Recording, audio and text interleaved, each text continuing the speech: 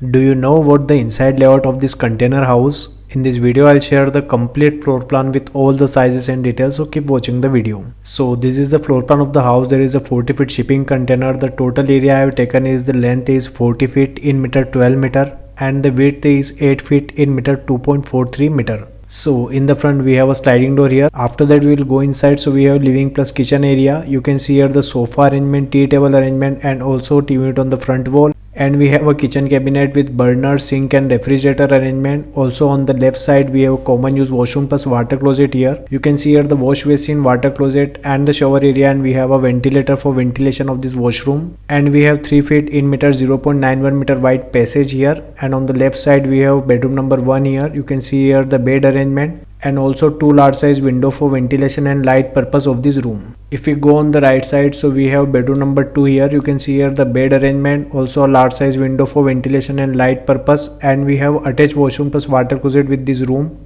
You can see here the wash basin, water closet and the shower area, and we have a ventilator for ventilation of this washroom. So this is the 2-bedroom shipping container house you are watching on the screen. If you want your free house design, so comment below. If you like the video, keep watching the video. Stay tuned with my YouTube channel. Thanks for watching this video. Thanks.